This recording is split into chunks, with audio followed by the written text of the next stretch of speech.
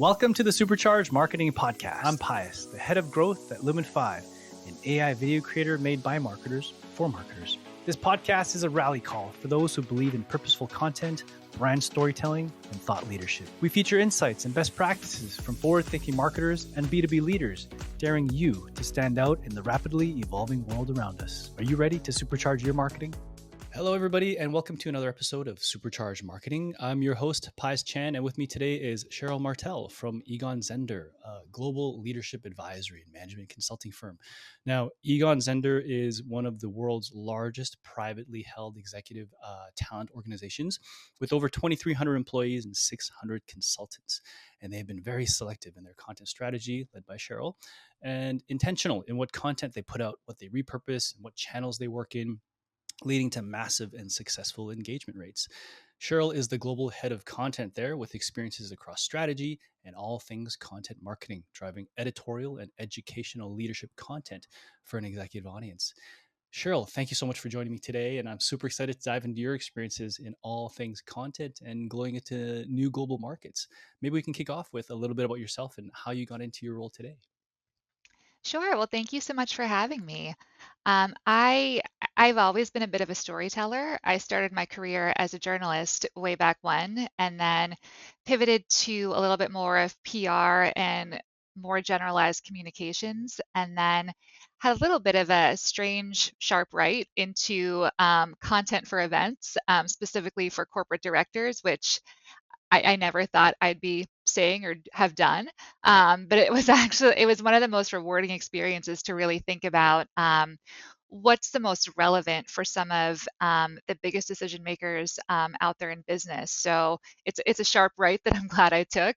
And then I moved to Egon Zehnder about 4 years ago, and that felt like a little bit more of a return to my roots, to come back into content, really focusing on storytelling. My former boss was a big draw for the reason I came in. She was also a former journalist, and getting to work from her and learn from her and really see her take on strategy in a management consulting firm was really refreshing. And so I've tried to take on to some of her coattails of what she's put in there and then build on that.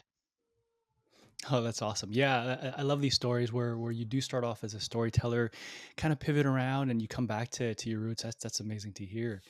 Now, kind of driving that right type of content for your audience, and especially working with an executive one and a global one, can't be an easy task. What do you and your team focus on when it comes to content and storytelling? So, like a lot of organizations out there today, we try to really be guided by our purpose. And for us, that's leadership for a better world. And what I do is break that down and personalize it and then turn that into a bigger content strategy. So for me, when I think about who's sitting in those leadership seats, CEOs, board members, other members of the C-suite, the decisions they make for and what their companies do have these massive ramifications and trickle down effects for all of us. And so the more those leaders are confident and informed, the better the outcomes for you, for me, and for all of us. And so I think in terms of going to that audience, you've got to come in at a certain caliber because these are really seasoned people. They don't typically look for advice. So we have to give it in a way that feels relevant. And I think part of that is our consultants are hired in a really intentional way. They are all former industry leaders themselves. So they've faced a lot of these challenges. They know what it's like to sit in some of those seats. And so we like to make sure that comes through in the content. So there's obviously a lot of thought leadership out there. And what I really try to infuse is let's have a perspective, let's have an opinion. And it doesn't have to be the most inflammatory, persuasive opinion out there, but let's have a view. These consultants have worked in different regions, different size companies, they've worked with founders, they've worked with really seasoned CEOs. Let's have a perspective. Let's not be afraid to say something because what's out there a lot, and I see this when I try to look at what's the white space on topics everyone just kind of regurgitating different versions of things. And it's not to say I don't do that, because sometimes we do too. But it's really that push. Let's actually have something to say. And it doesn't have to be said in this fanning the flames way, but let's have a real view. And I think that's what cuts through a lot of the noise of what's out there. I love that. Yeah. First of all, that purpose, leadership for a better world, is an amazing one to drive towards. But that true thought leadership with real subject matter experts that have done it, they've been in that seat, and they really have perspective and an opinion stance to stand by. That really cuts through and kind of drives the audiences to your content as well. When it comes to sharing strategies in an educational way, one thing that marketers always think about is how much do you share, what do you share, what do you not share, and how important is teaching in a lot of ways. What do you think about that? I think we're all better when we're transparent and we learn from each other. Mhm. Um, I think if you had me sitting down with two of my counterparts and our major competitors, I might say something a little different, or I'd at least be a little bit more. I'd be a little bit more thoughtful. But at Mhm. the end of the day, we're all trying to do the same thing. We're trying to grow. We're trying to work on our bottom lines. We're trying to do good for the world. And so, the more we share, I think the more we can get out of it, especially when you're looking at someone who's maybe working in an entirely different industry than you, entirely different market. I think it helps to share because you can sit there and think, on the outside, it might not feel like this is applicable, but usually there's something at the core. There's always something that you can take away. And so I think the more we share, the better we're all going to be. And that might intensify the competition, but I think that's okay. Yeah, and when you're I guess when you're taking a perspective and an opinion on something and a stance on something, what is that thing that drives that thought behind that piece? Is it how do you decide which side to lean towards, or what opinion to share, or does that come out naturally with the consultants that you work with? Everyone's a little bit different, as you can imagine. So sometimes a consultant will have a really clear idea of what they want to do and how they want to do it. However, they might not have always taken into account different marketing strategies. They might not have looked into how much is already out there. Who is this going out to? And I think honestly, defining the audience, I think, is a lot of this because lots of people come in and say, "Oh, I'd like this to get published in HBR." Wouldn't we all? It's a selective. They're very selective. You've got to be really specific with what you go to them with. And so, knowing who the audience is, I think, is gets overlooked a lot. I know I sort of at one point I just felt like kind of a content shop. It was sort of the McDonald's drive-through. People came through, they said, I want to produce something on AI, I want to produce something on CMOs. And I said, okay, let's figure out how to do this the quickest way possible and push it out. But I don't know if that ever did us any good. I think stopping and really thinking, who is this actually for? And if it's for a smaller audience, that's okay. I would rather hit with a small percentage of people and have those people engage versus I put it out to the masses and it didn't really land for anybody because it wasn't targeted enough. And so that's usually a big part of the conversation.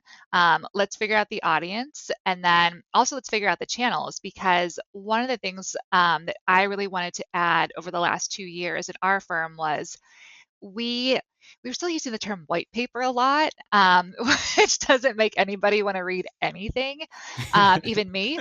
So we've had to really reframe that and think, here's what people are reading. We know people are spending less and less time. Let's think about these formats. And so the first iteration of that was really, okay, let's get something and put it on the website. So, we called it articles because I think people didn't like the term blog post in our firm. So we started with a lot of web articles, and then obviously we were using those for social media, and then we started to morph a little bit, and we realized, okay, some of these pieces, they're not going to be a whole article. They're a post on LinkedIn, they're an infographic, let's do that. But then we kind of had a gap because we'd have content and it wasn't necessarily enough for an article, but it was too much for a post on LinkedIn, which is our primary channel. And so that's where we started making videos. And that's where we really found a sweet spot, I think, because we know people watch videos more. We know it's catches people's attention as they're scrolling through all of their feeds. And not only do they work nicely on social media, but they're a great standalone. We've been using them. We've been getting back into the habit of hosting events, and it's great for event summaries because people don't need to relive the whole thing. They don't need to read a whole summary, but 60 seconds, 90 seconds of a video that gives them the high points, that's kind of the sweet spot. That's amazing. Yeah, I guess you have found that middle ground between that long form white paper and the short social posts where the video contracts you to both, and the video gives you an eye to what the long form white paper is, or maybe not white paper per se, but the long form content is that drives eyes back to that eventually if they're interested enough in the video. It does, and it's good for repurposing too. Anything that's podcasts, if you've got something, a longer written piece, we try to repurpose on video a second time around. And it comes together quickly, and we get essentially about the same amount of engagement that we did with the first piece. So it's hitting people with different formats, I think is important. Yeah, one thing you said earlier that really caught my eye was the audience first and channel second. When you kind of understanding your audience and then understanding what channels they're in and searching for what type of content, how do you determine which channels to go into and how do you choose which channels to focus on? So for us, we're typically looking at that very top of the house when it comes to leadership. So it is the board, it is CEOs, and it's other C-suite members. So we have to really think about what channels are they on, and for us, it is primarily LinkedIn when it comes to social. We do post on Twitter. You'll see a little bit on Instagram, but the Instagram has to be obviously really visual. I would say on Instagram, it's a little bit more of sort of life at Egon Zehnder, where it's things that are happening in our different offices, initiatives that have taken place, events that we're holding. That's a little bit more, I would say, of employee engagement type of channel. But LinkedIn is the primary channel for our client and candidate audience. And so we spend a lot of time thinking, what are they going to look at while they're on here? The other piece of it is we do a lot of our content sharing really one to one. And by that, I mean our consultants reaching out to those clients and candidates because that's kind of what our firm is built on. It really is that high touch, really personalized engagement. We're not going to blast you with emails. That's just not what we do. It's not what we've ever done. I sometimes wish it's what we did because I would love another vehicle. But it's been something that our firm has really been grounded in, and there's something about that deepening relationships that comes from that. The downside for me as a marketer is I don't always get the data that I want because when it's happening on that one-to-one level, I'm very reliant on anecdotes and consultants coming back to tell me what the outcome is. And sometimes the outcome doesn't happen for months down the line because it's this long lead up to saying, especially if we're going to do something with CEOs, if someone wants to hire us for CEO succession planning, that's one of the most important things a company's ever going to do, decide who their next leader is. And they're not going to just call up the next person who comes into their inbox. Like that's a long lead up. And so the content I like to think is part of the journey, but because it's this one to one and it's very relationship driven, I don't always get all the information about what's leading up to that end step. Yeah, that there's two sides to that stone, I guess, and one of the things that we're seeing a lot of within our market base, and our customers are primarily marketers, and our audience is primarily marketers, is this thing where now it's very much a marketing led buyer's journey, where marketers need to think one to one, and the content they're sharing needs to be hyper personalized to this person who they're trying to reach at the time they want to see it across multiple channels now that you can put your content out into, and these buyers are at different mindsets when they're surfing on different channels. Like you said, with Instagram, when I'm on TikTok, I'm thinking I'm the same person, but I have two different mindsets when I'm on these things, so the content needs to match. And I think it's becoming more and more difficult to get that hyper personalized one-to-one content when you're trying to scale, right, when you're trying to go wide and whatnot, and that high touch engagement is really tough. How do you focus on that, and where does the time come from your team to focus so much on these one-to-one engagements? So the time is always in short supply. It's Yes. when it comes to content, I'm essentially a content team of two. It's me and my colleague Louisa, who is outstanding, and the two of us produce the bulk of the firm's Wow. content. So it's all of those articles on the website, it's the social media posts, it's the videos. We have a small number of freelancers that we do bring in, but because we're so specific about what we do, there's really two or three of them that we rely on. Our team is a little bit larger than that. There's about 12 of us that are full time, spread out across the U.S., Europe, and Latin America. But the timing makes it tough. It's two people, and essentially we have 600 bosses worldwide, and thankfully not everybody's coming at the same time.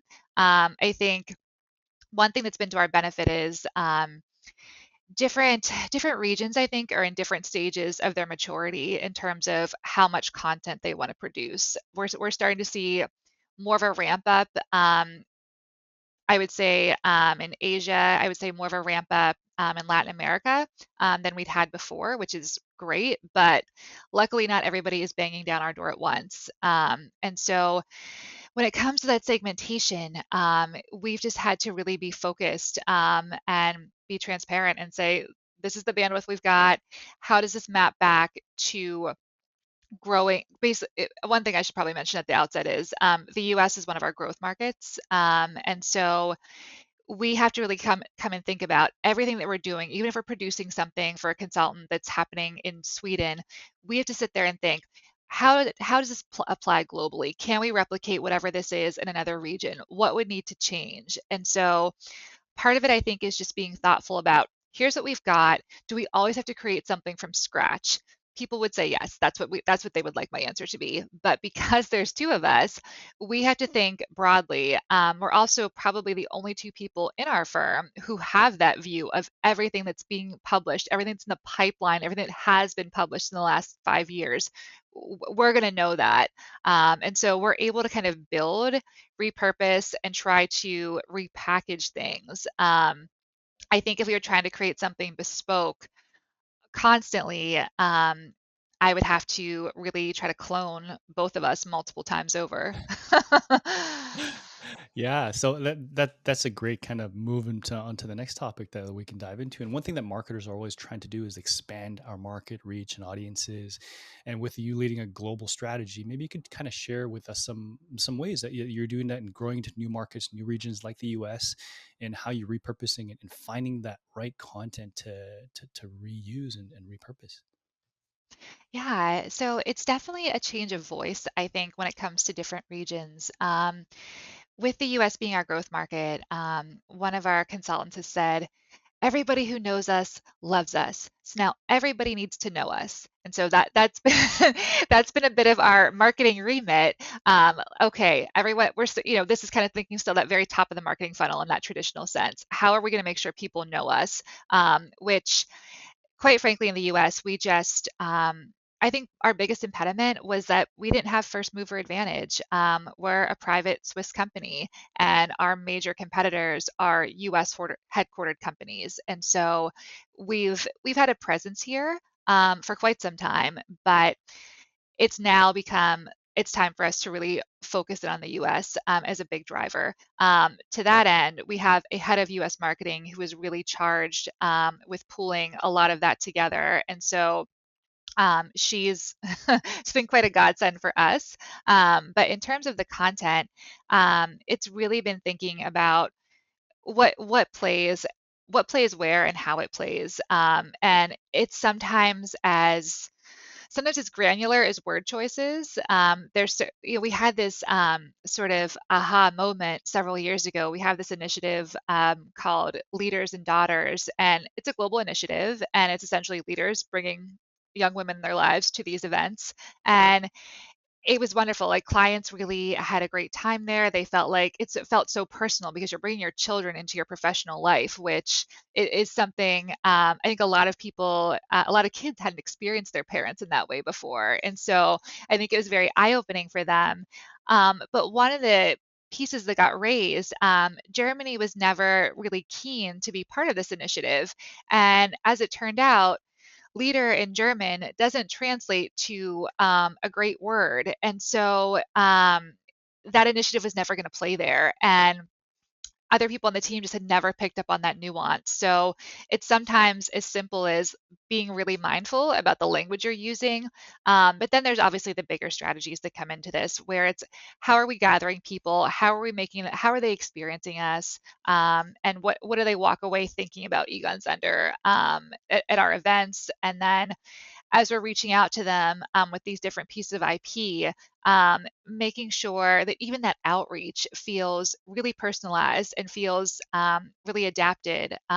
Another piece of this is we're trying to be better at translating because we sort of default to English being the global equalizer for a lot of our work, but in certain countries that doesn't really work. You know, in Brazil, I know people want to be spoken to in Portuguese. That's what they want to do, and it's the same in Italy. And so now, of course, translation is another expense, and so we've got to be mindful about how are we doing this, but also thinking if we really do want to have those impacts, then we need to meet our clients where they are, and that's speaking their native languages. And so that's been kind of a nuance that's come onto our strategy in the last year, where if we really do want to be that high touch firm and be really personalized and synced in, we can't just come at them with English. That's the complete opposite.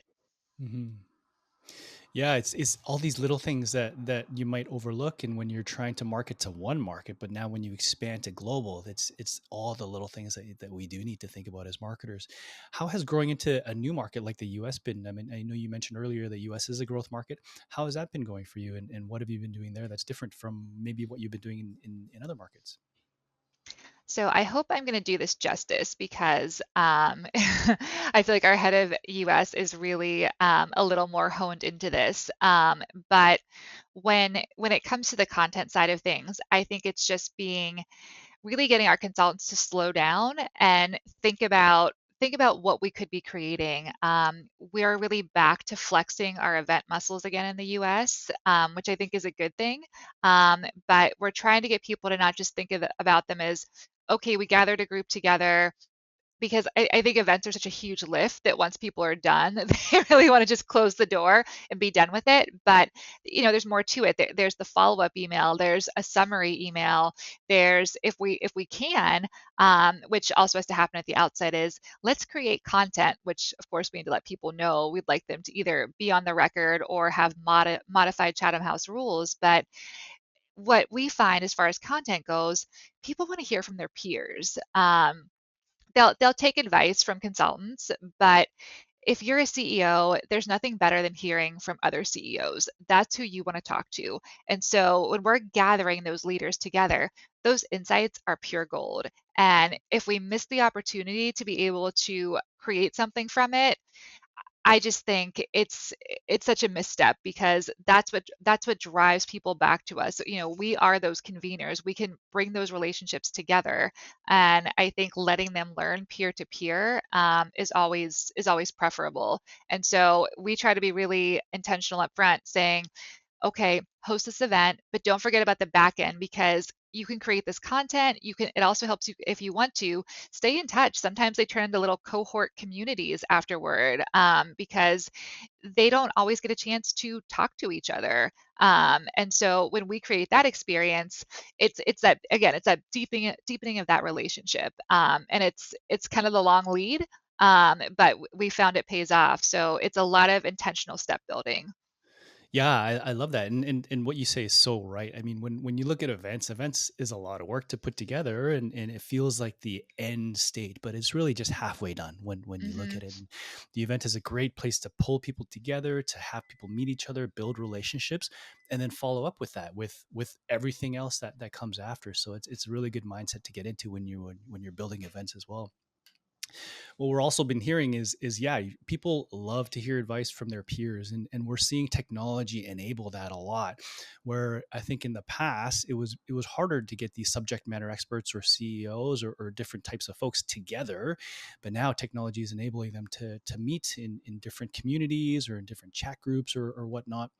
How have you been using technology and with tooling? And I know with a small team, it can be difficult to get everything done. And What do you and your team use to support that from that content strategy? So I think, like a lot of organizations, the pandemic obviously opened up the Zoom meetings to the world. Yes. And we certainly leveraged that. In the early days of 2020, we were holding, so I think there were multiple gatherings happening every day. It was HR leaders, it was audit chairs, it was risk committee members, and it was constant. And of course, it was a bit of a panicking time. Leaders didn't know what to do. They wanted to hear what other people found was working, what wasn't working, and it was really a time that we saw people come together. And fast forward to 2023, I think we see a little bit less of that. People want to get together in person now, from what we're seeing. There really is some value to getting off the screen. That being said, when it comes to those CEOs, when it comes to the board members, it's not always feasible to get them together in person. And so one of the events we've held recently was specifically for people of color who were new to board service, and to talk about, okay, you've made it to the board, but now what does it look like to move from board member to board leader? How do you get into that board chair role? How do you move into those committee chair roles? And this came out of actually a piece of content that we did. We do a global board diversity tracker every 2 years that tracks, it started by tracking gender on boards globally, but now it looks into race and ethnicity and LGBTQ plus as well. And when it comes back to people of color, the number, first of all, there's not that many of people of color serving on boards. That number is getting better because there are demands for it, but we're not seeing those same numbers for those leadership roles. And so, what does it take to do that? What's the role of the new member in letting people know they want to do it? But then also, let's bring in some of those people of color who have had those roles and share. And so, we've had, I think, three of those now, and it's been quite successful That's because it's amazing. this learning and mentoring experience. And then, thinking out up front, we created content from both of it. We've created videos, we created summaries, and so it's been a win. You hold one virtual event, but you get five things out of it. That's amazing. Yeah, and I love that initiative, and also like with sharing the stories of folks who have been there and who are trying to do that, and kind of teaching the next generation of folks who are wanting to play in that space as well. One thing that we'll end our conversation on today is really tracking attribution and looking at that. And I know it's difficult to see the success of maybe a piece of content and whatnot. How do you measure success in your content, and how do you track whether a piece of content is doing well with engagement rates, or how do you measure success? Sure. So I'm probably not going to say anything revolutionary, but for us, time on page is critical. It's not that I don't care about views. I just care more about the quality of time people are spending with us. And so we typically will see, if it's organic, people will spend on average about 2 minutes when they visit us, which I think is pretty good. Um, so we focus on that. And then when it comes to social media, we track some things there as well.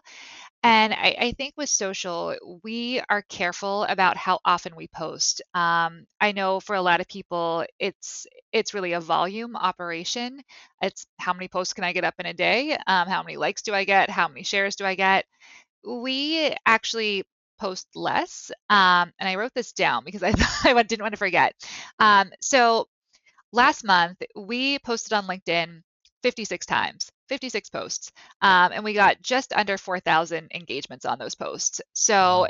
it's a pretty good return because I think there's a piece of it where we're not going to be in your feed constantly. But the thought is, when we are, it's because it is relevant to you. We're serving you things that are actually useful. It's not every little piece that's come out of our brains is now dumped into your feed.